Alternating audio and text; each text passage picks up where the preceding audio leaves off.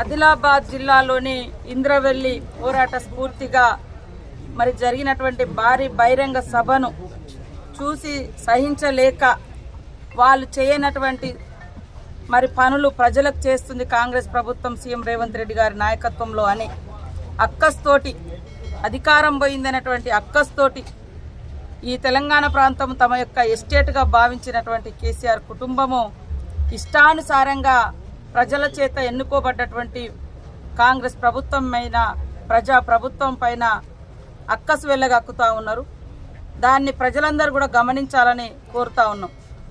మరి ఫుల్ మెజార్టీతో పూర్తి స్థాయిలో 65 సంఖ్యతోటి అధికారంలోకి వస్తే పదే పదే కూలుస్తాం కూలుస్తాం ఎందుకయ్యే ఇంత అక్కసని మేము అడుగుతా ఉన్నాం. అదే కాకుండా నిన్నటి భారీ బహిరంగ సభను మా పార్టీ కార్యకర్తల ఖర్చులు పార్టీ ఖర్చులతో సొంత ఖర్చులతో నిర్వహిస్తే ప్రజాధనాన్ని వాడుకున్నారని కేసీఆర్ కూతురు మాట్లాడుతూ ఉంది. ఆ అలవాటు మీకుంది. ప్రజాధనంతో కుక్కలకు షెడ్లు కట్టించేటువంటి అలవాటు మీకుంది.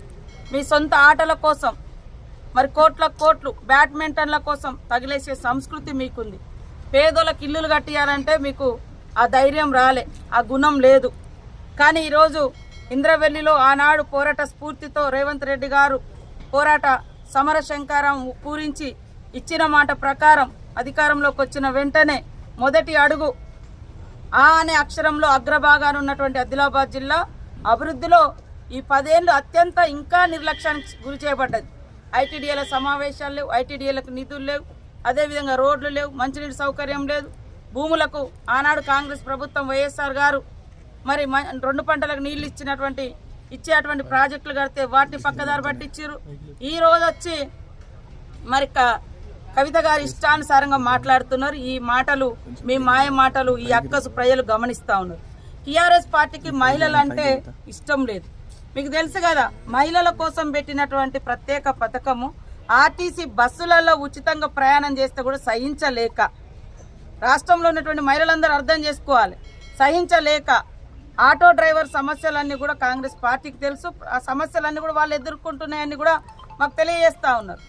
కానీ ఆటో డ్రైవర్లను రెచ్చగొట్టి ఆటోలను తగలబెట్టుడు కూలగొట్టుడు విద్వేషాలు రెచ్చగొట్టి తద్వారా రాజకీయ అధికారం పొందాలనేటువంటి కుట్ర ఈ టీఆర్ఎస్కు పుట్టుకతో ఉన్నది. కాబట్టి ఇవాళ ఆడవాళ్ళందరూ స్వేచ్ఛగా ఖర్చు లేకుండా బస్సులలో ప్రయాణం చేస్తుంటే కూడా తట్టుకోలేక బయట ఏ ఆడవాళ్ళు కనపడొద్దు, కేసీఆర్ కూతురే కనపడాలి. ఏది ఉన్నా కూడా బతుకమ్మ ఆమె కనపడాలి, లేకుంటే ఇంకోటి రోజు ఏదో ఒకటి ఎత్తుకొని వస్తూ ఉంటుంది, ఆమె కనపడాలి. రాష్ట్రంలో వేరే ఆడవాళ్ళు ఎవరు లేరు. కాబట్టి ఈరోజు ప్రియాంక గాంధీని అడ్డుకుంటుందట. ఆమె కాలి గోటికి కూడా మీరు సరిపోరని అంటున్నారు. వాళ్ళ కుటుంబము త్యాగాల కుటుంబం. ఇవాళ మీరు అమరుల త్యాగాల మీద రాజభోగాలు అనుభవించారు. తెలంగాణ ఉద్యమంలో కూడా మీరు ఎక్కడ నష్టపోలే, రాజభోగాలు అనుభవించారు. అటు రాజీనామా చేసినట్టు యాక్షన్ చేస్తారు, రాజీనామా కాగానే ఇటు మళ్ళీ ఎన్నికలు నిలబడతారు. 7 పదవులు త్యాగాలు చేశారు వాళ్ళుగా. కాబట్టి ఇందిరాగాంధీ కుటుంబాన్ని, సోనియమ్మ కుటుంబాన్ని అనే అర్హత మీకు లేదు. అలాంటి మాటలు మానుకోండి. ఇవాళ ప్రజాధనాన్ని లూటీ చేసి మీ సొంత జల్సాల కోసం రాష్ట్రంలో లక్షలాది మంది ఇండ్లు లేకుండా ఇబ్బంది పడుతుంటే వాళ్ళ గట్టియకుండా మీకు మాత్రం ఫస్ట్ మనం ఉండడానికి మాత్రం కట్టుకున్న చరిత్ర మీది.